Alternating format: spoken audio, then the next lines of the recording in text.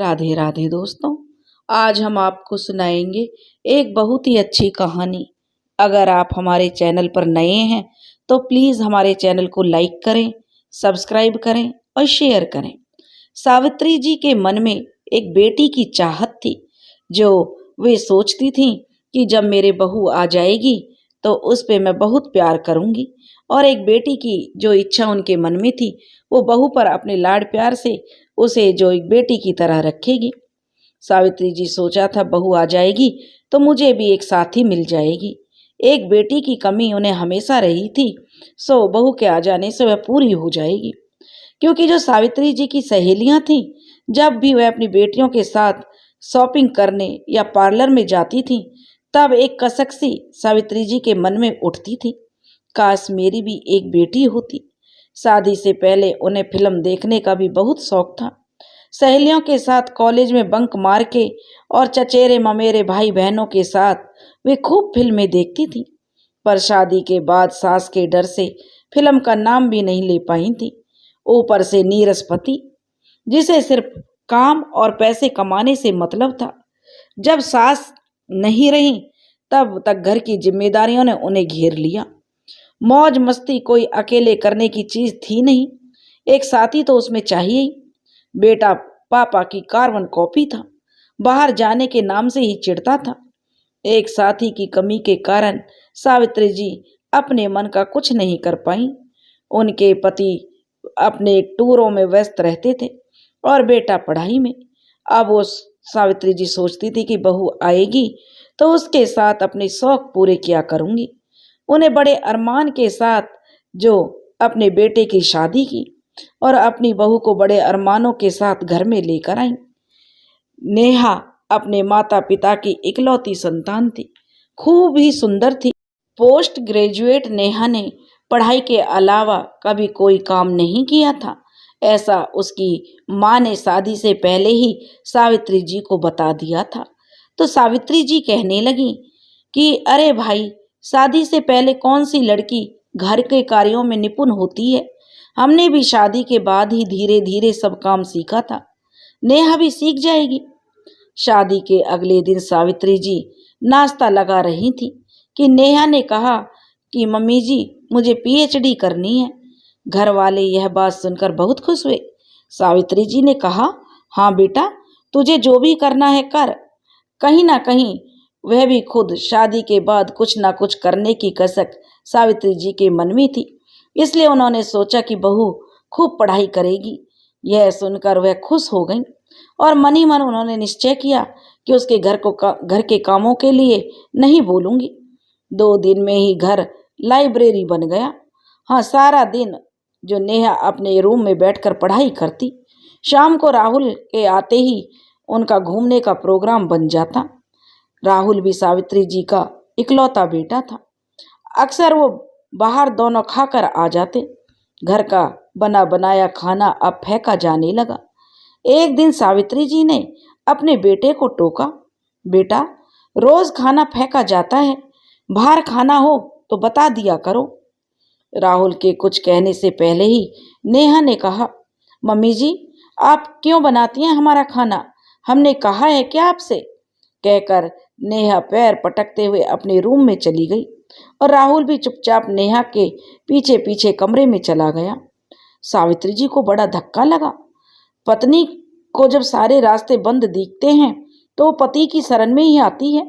सावित्री जी ने भी अपने पति से बात की तो उन्होंने कहा, क्या सावित्री, तुम्हारा नेचर ही ऐसा है, पहले माँ के साथ झिकझिक किया करती थी और अब बहू के साथ करती हो। ना तो पहले मैं माँ और तुम्हारे बीच में आया और ना ही अब मैं तुम्हारे दोनों सास बहुओं के बीच में टांग अड़ाऊंगा। तुम दोनों की बात तुम दोनों ही निपटाओ। सावित्री जी अपने आप को कोसने लगी कि हे भगवान, मैंने इनको क्यों बताया, बेकार में इतना सुनने को मिल गया। जब इस आदमी ने 30 साल पहले मेरे सम्मान के लिए कुछ नहीं किया तो अब क्या बोलेगा। बेटे का रंग तो सावित्री जी देख ही चुकी थी, उससे तो कोई उम्मीद थी ही नहीं। अब सावित्री जी ने बहू को कुछ कहना बोलना छोड़ दिया। नेहा ने भी नेट का एग्जाम क्वालिफाइड कर लिया। अब वो और भी व्यस्त हो गई थी। लंच में खाना बनते ही वो अपनी प्लेट लगाकर अपने रूम में ले जाती। रात को तो ज़्यादातर बेटा बहू बाहर से ही खाकर लौटते थे। जिस दिन घर में खाने का मन होता, बेटा कह देता, माँ हमारे लिए भी खाना बना लेना। खाना बन जाता तो बेटा अपनी और अपनी पत्नी की प्लेट लगाकर माँ से कहता, माँ नेहा को बहुत काम है, बाहर नहीं आकर खाएगी, इसलिए वह उसके रूम में ले जाता। यह सुनकर सावित्री जी को बहुत दुख होता। वो खुद को बहुत ही अकेली और असहाय महसूस कर रही थी। पति तो ज्यादातर बाहर ही रहते थे, घर में बेटा और बहू होकर भी ना होने के बराबर थे।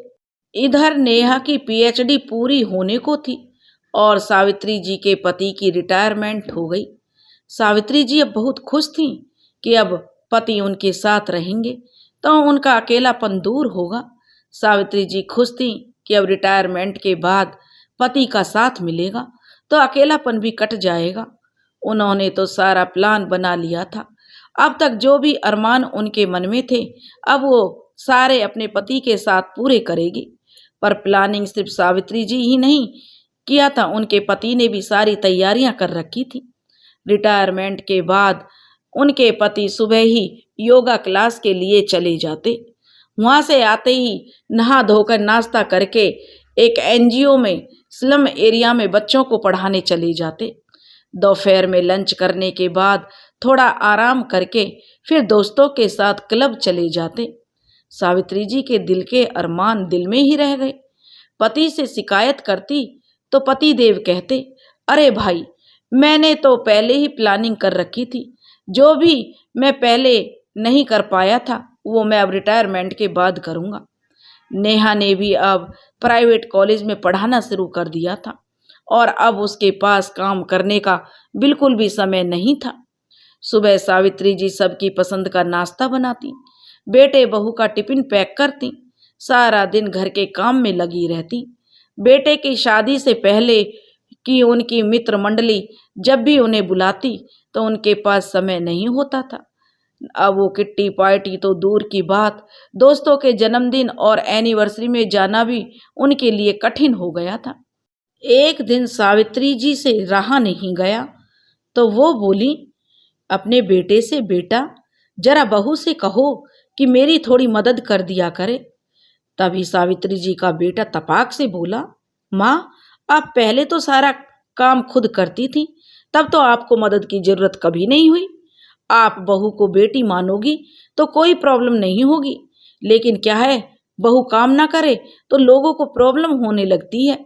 पहले 3 लोगों का खाना बनाती थी आप, अब 4 का बनाती हैं।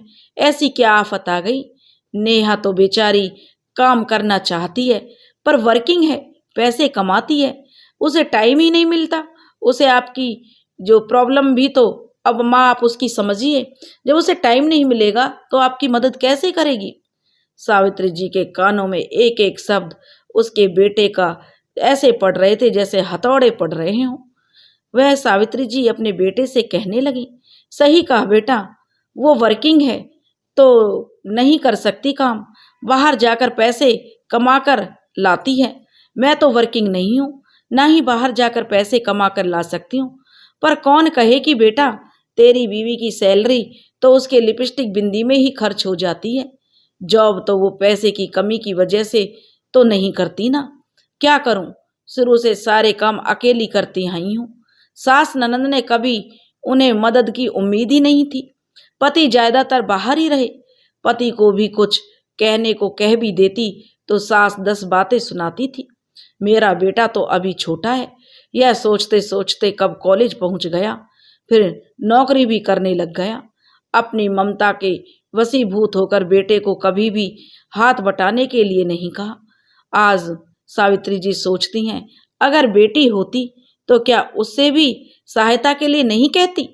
शायद नहीं, ससुराल भेजना है यही सोचकर काम सिखाती बेटी को। बेटे ने एक बार भी नहीं सोचा कि माँ की तो अब उम्र हो रही है, अब यह भाग दौड़ उसकी माँ से नहीं होता। अब शरीर साथ देना छोड़ रहा है। सारा दिन फिरकी की तरह घर के कामों में लगी रहती है और रात को सारा शरीर दुखता है। पास में लेटे पति उनकी आहा को सुनकर कहते हैं, डॉक्टर के पास चली जाना, बस कर्तव्य की इति करके अपना काम करते हैं। बस बोल दिया वो बहुत है। कभी उनको लगता है कि शायद घर के कामों की वजह से भी उसे परेशानी तो नहीं है। उन्हें अब लगने लगा, सावित्री जी सोचने लगी कि उनकी कद्र करने वाला कोई नहीं है, उन्हें बस तिरस्कार मिला है। इस घर में सबको सिर्फ उनसे काम के कारण ही मतलब है, बाकी उनका दुख दर्द अपनापन क्या है किसी को कोई मतलब नहीं। वो अंदर ही अंदर घुटती रहती, उनकी आंखों में आंसू आ जाते, लेकिन कहती तो कहती किससे। कुछ दिनों के बाद जो उनके बेटे राहुल ने अपनी माँ से कहा, माँ आप दादी बनने वाली हैं, और एक बार फिर घर जो खुशियों से भर गया। नए मेहमान को लेकर तरह तरह की तैयारियां शुरू हो गईं। सावित्री जी भी खुश थीं। एक तो उनका प्रमोशन होने वाला था, वो दादी बनने वाली थी, और कहीं ना कहीं ये भी आस थी कि शायद माँ बनने के बाद उनकी बहू जिम्मेदार बन जाए। नेहा माँ बनने वाली थी, सारे घर वाले उसकी तीमारदारी में लग गए।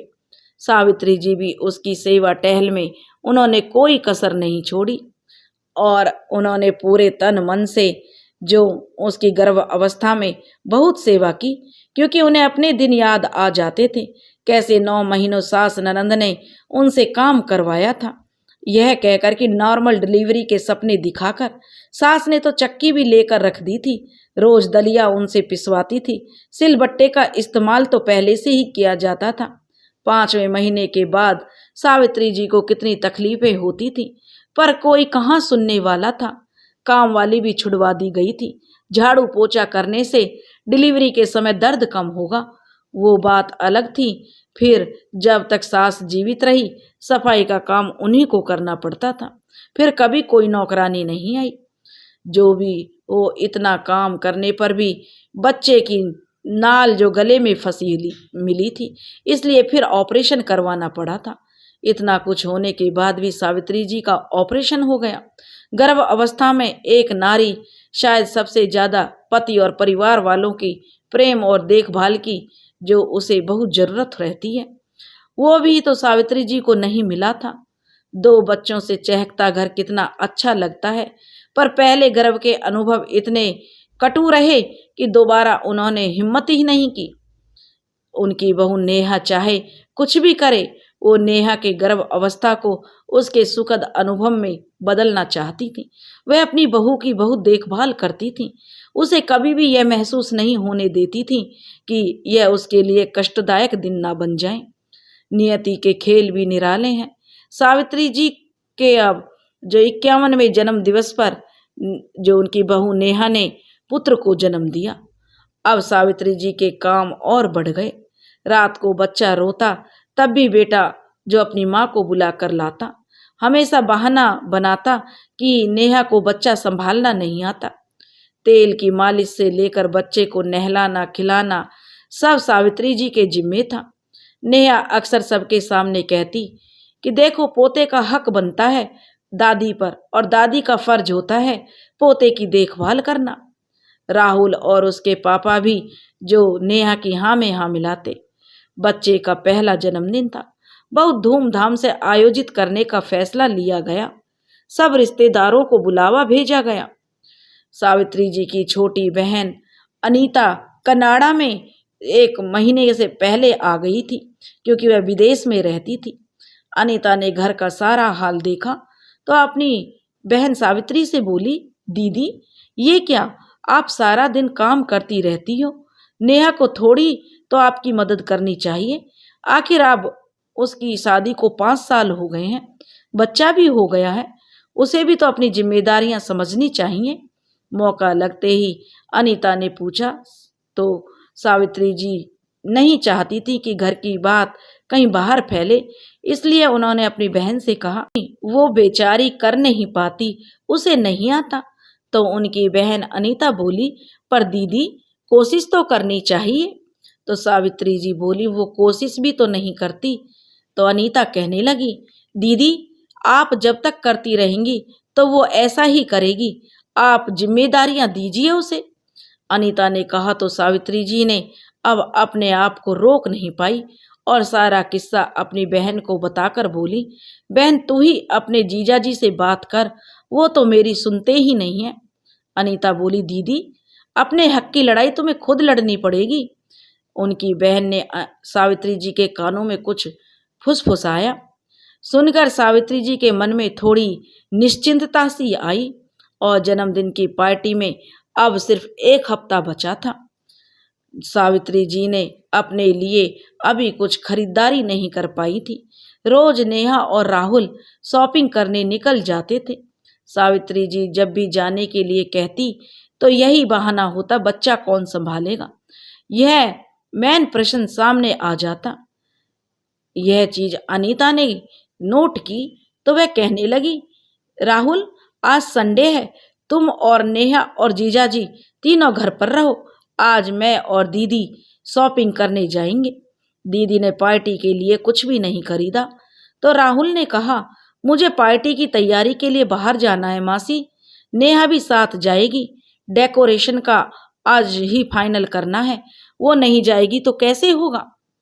नेहा मम्मी के लिए कपड़े ले आएगी मासी जी, आप चिंता मत करो। अनीता ने सावित्री जी की ओर इशारा किया। सावित्री जी ने कहा, राहुल बेटा तुम तो अब रहने दो बेटा, मेरे कपड़े मैं खुद ही लेकर आऊंगी। रही बात तुम लोगों के जाने की तो एक काम करो, मुन्ना को साथ ले जाओ, अब वो 1 साल का होने वाला है, साथ ले जा सकते हो। राहुल और नेहा एक दूसरे का मुंह देखने लगे। बहुत तरह से उन्होंने कोशिश की लेकिन सावित्री जी राजी हो जाएं, मान जाएं और घर पे रुकने के लिए, लेकिन सावित्री जी नहीं मानी। दोनों बहनें जो अब साथ में शॉपिंग पर चली गईं। जन्मदिन का बहुत ही भव्य आयोजन किया गया था। पति, बेटे और बहू को याद भी नहीं था कि आज सावित्री जी का भी जन्मदिन है। सावित्री जी कभी बहुत अच्छा गाना गाती थी तो उनके भाई, भाभी, बहन गाने की उनसे फरमाइश करते थे। सावित्री जी ने अपने पोते को गोद में लेकर गाना गाया। क्योंकि उनके भाई, भाभी और बहनें उसमें आई थी तो उन्होंने सावित्री जी से कहा कि दीदी पहले की तरह आज भी गाना गाओ। तो सावित्री जी ने अपने पोते को गोद में लेकर वही गाना गाया कि जग में यही कि नाम रोशन करेगा जग में मेरा राज दुलारा। बिना रियाज के भी सावित्री जी ने बहुत ही सुर में गाना गाया। सभी लोग तालियां बजाकर उनका उत्साह बढ़ाने लगे। अब केक काटने की बारी आई। टेबल पर 2 केक देखकर सभी आश्चर्यचकित हो गए। राहुल ने फटाफट से प्लानर को फोन लगाया और कहा कि गलती से शायद आपने 2 केक भेज दिए हैं। तभी अनीता ने सबको बताया कि गलती उसकी नहीं है, आज मेरी दीदी सावित्री जी का भी जन्मदिन है, इसलिए इस केक को मैंने मंगवाया है। राहुल अपमान से भर गया, उसे बहुत गुस्सा आ रहा था। नेहा और सावित्री जी के पति को लग रहा था कि यह सब उन्हें अपमानित करने के लिए अनीता ने बिना बताए केक ले आई है। केक काटने के बाद सावित्री जी ने भरी सभा में कहा, सब रिश्तेदार उनकी बात सुनने लगे। सावित्री जी कहने लगी, आज मैं 60 साल की हो गई हूँ। गवर्नमेंट रूल के अनुसार आज से मेरी रिटायर्ड लाइफ शुरू होती है। सब लोग ताली बजाकर हंसने लगे। अगले दिन सब सावित्री जी जो रोज की तरह 5 बजे सोकर उठी और नित्य क्रम से निवृत्त होकर अपने स्पोर्ट्स शूज पहने और उनके पति जो कि योगा क्लास में जाने के लिए तैयार हो रहे थे, उन्होंने पूछा, सावित्री तुम कहीं जा रही हो? तो सावित्री जी ने कहा, हाँ वॉक के लिए। तो उन्होंने पूछा, किसके साथ? सावित्री जी बोली, क्यों, साथ की क्या जरूरत है? तो उनके पति बोले, फिर नाश्ता, राहुल और नेहा का टिफिन और मुन्ना को बेबी फूड और जूस कब बनाओगी? राहुल और नेहा का टिफिन सावित्री जी कहने लगी, मेरी जिम्मेदारी नहीं है, मुन्ना की जिम्मेदारी उसके माता पिता की है, और जूस जो आप खुद से बनाना, नहीं तो जूस कॉर्नर से पीकर आ जाना। मैंने कल ही कहा था कि मेरी रिटायरमेंट आज से शुरू है। कहकर जो सावित्री जी वॉक के लिए चली गई। जब वो घर वापस आई तो देखा घर छोटा मोटा अखाड़ा बन चुका था।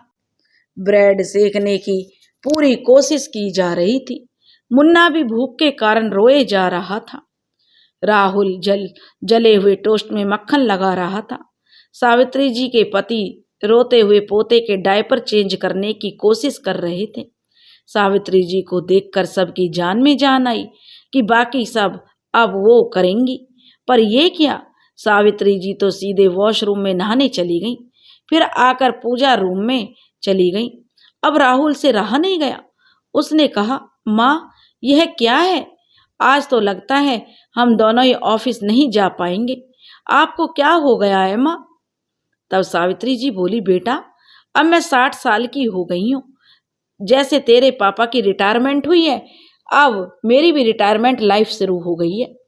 तभी राहुल कहने लगा, माँ क्या बकवास कर रही हो? घर के कामों की कोई रिटायरमेंट थोड़ी ना होती है। सावित्री जी बोली, हाँ बेटा, घर के काम ना तो लोगों को दिखते हैं और ना ही सैलरी मिलती है, और ना तो इन कामों का कोई मूल्य घर वाले देते हैं और ना तो रिटायरमेंट होती है। परंतु अगर गृहिणी बीमार पड़ गई या उसे कहीं जाना पड़ा तो पूरे घर वाले परेशान हो जाते हैं। इतना सा काम जिसका कोई मूल्य तुम लोगों की नज़र में नहीं है, उन्हें करने में ही तुम लोगों की जान निकल जा रही है। मौके की नजाकत समझकर राहुल की आवाज में जो नरमी आ गई थी, उसने कहा, माँ मैंने आपको पहले भी कहा था, नेहा जॉब करती है, आप तो घर में रहती हैं, इसलिए घर के कामों में आप परफेक्ट हैं। सावित्री जी ने कहा, बेटा बात सिर्फ नेहा की नहीं है, तुम सब भी अपनी जिम्मेदारियों से भागते हो। और रही बात जॉब करने की, तो आज से 35 साल पहले मेरे माता पिता ने भी मुझे जो ग्रेजुएशन के साथ बीएड करवाया था। मेरे मन में भी अरमान थे कि मैं नौकरी करती, परंतु मेरा साथ ना तो तुम्हारे पिता ने दिया और ना ही तुम्हारे दादा दादी और भुआ ने। मैं तो स्वयं चाहती थी कि मेरी बहू के सपने अधूरे ना रहें, परंतु तुम लोगों की अपनी अपनी जिम्मेदारियां भी तुम लोगों को समझनी चाहिए थी। नेहा बहू, तुम सच बताओ, तुम्हारे साथ पढ़ने वाली या नौकरी करने वाली कितनी लड़कियों की सास ने उनका इतना सपोर्ट किया है? नेहा सोचने लगी कि उसकी प्रिय सहेली रीता, जिसकी आंखें अधिकतर दिन में जो सुबह सुर्ख लाल रहती हैं, उसके नाखूनों में रोज ड्रेस से मैच नेल पेंट लगा होता है, जबकि रीचा सुबह आकर नाखूनों को पोरों में से खुरच कर जो सूखा आटा निकालती है और वह एकदम परफेक्ट होती है। नेहा अपने से उसकी तुलना करने लगी। उसे शाम को घर आने की जल्दी नहीं होती नेहा को, जब तक कि राहुल उसे पिकअप करने नहीं आता। वो कॉलेज में बैठी उसका इंतजार करती है, क्योंकि उसे पता होता है मुन्ना की परवरिश में कोई कमी नहीं है और मुन्ना के पास जो उसकी माँ से भी ज़्यादा ध्यान रखने वाली दादी माँ है, जबकि उसके साथ काम करने वाली औरतें छुट्टी होते ही पागलों की तरह घर जाने को बेताब रहती हैं। उन्हें पहले डे केयर से बच्चों को लाना पड़ता है, फिर घर के बाकी काम करने पड़ते हैं। उसका जब भी मन होता है वो और राहुल फिल्म देखने चले जाते हैं या ऑफिस कलीग की पार्टी में निश्चिंत होकर चली जाती है, जबकि उसकी कई सहेलियां तो उनके पति ससुराल वाले रात की पार्टी में जाने की अनुमति भी नहीं देते, या वो जाती भी हैं तो पूरे घर का खाना बनाकर। सच, उसके जितनी आज़ादी किसी भी फ्रेंड की उसको नहीं मिली है। तो पर नेहा ने कहा, मेरे हाथ का खाना किसी को पसंद नहीं आएगा मम्मी जी। नेहा समझ गई थी कि उसके जैसी आज़ादी किसी को नहीं है। उसकी सास ने उसका बहुत सपोर्ट किया है, बहुत उसे आज़ादी दी है। राहुल तो हमेशा से ही कहता है मम्मी जैसा खाना कोई नहीं बना सकता। सावित्री जी ने कहा, बहू तुम सीखने की कोशिश करोगी तो तुम्हें भी आ जाएगा। क्या तुम नहीं चाहती जैसे राहुल मेरे हाथ से बने खाने की तारीफ करता है, वैसे ही मुन्ना भी तुम्हारी तारीफ करे? नेहा ने कहा, मम्मी जी मुझे माफ़ कर दीजिए, मुझे अपनी गलती का एहसास हो रहा है। और अगले दिन सुबह 5 बजे सावित्री जी उठकर वॉक पर जाने के लिए तैयार हुई तो उनके पति ने कहा, सावित्री आज से हम तुम एक साथ योगा क्लास चलेंगे, मैंने तुम्हारा नाम एनरोल करवा दिया है। योगा क्लास से वापस आकर जो सावित्री जी ने देखा तो राहुल वॉशिंग मशीन में कपड़े धो रहा था। मुन्ना को जो नेहा खाना खिला रही थी, टेढ़ी मेढ़ी भिंडी काट के उसने रखी थी। सावित्री जी ने पराठे सेके और नेहा ने सावित्री जी के निर्देश पर भिंडी बनाया। सावित्री जी को हंसी आ गई जब उन्होंने देखा कि उनके पति डस्टिंग कर रहे हैं।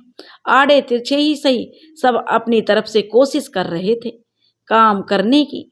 सावित्री जी को कभी लगता कि इनको बोलने से अच्छा है कि मैं खुद ही काम कर लूं, पर अनीता ने कहा दीदी करने दो इन्हें, काम करते करते ही आएगा। अब सब साथ साथ काम करते, साथ घूमने जाते। अनीता का उपाय काम आया। अनीता ने अपनी बहन सावित्री से जो विदा ली और चली गई। सावित्री ने भी अपनी बहन का शुक्रिया अदा किया। अनीता ने कहा दीदी घर के काम घर में रहने वाले हर सदस्य की जिम्मेदारी होती है, उसे किसी एक सदस्य पर नहीं डालना चाहिए। बच्चों के प्रेम में हम उनसे कोई काम नहीं करवाते और यही आदत उनकी बड़े होने के बाद भी नहीं बदलती। पति यदि घर के कामों में पत्नी की सहायता करे तो उससे उसकी इज्जत कम नहीं होती है। सास को भी समझना होगा कि बहू अकेली है, पर घर के कामों का भार उस पर न डाला जाए। उसी प्रकार बहू को भी समझना चाहिए अगर सास सहायता कर रही है तो उसका अतिरिक्त फायदा ना उठाया जाए। एकल परिवारों की संख्या बढ़ने का एक सबसे बड़ा कारण ये भी है। बिल्कुल सही कहा अनीता, सावित्री जी ने कहा। और अनीता अपनी बहन की जिंदगी में खुशियां बखेर कर खुशी खुशी कनाडा के लिए रवाना हो गई। दोस्तों, अगर आपको हमारी कहानी पसंद आई हो तो प्लीज़ हमारे चैनल को लाइक करें, सब्सक्राइब करें और शेयर करें। राधे राधे।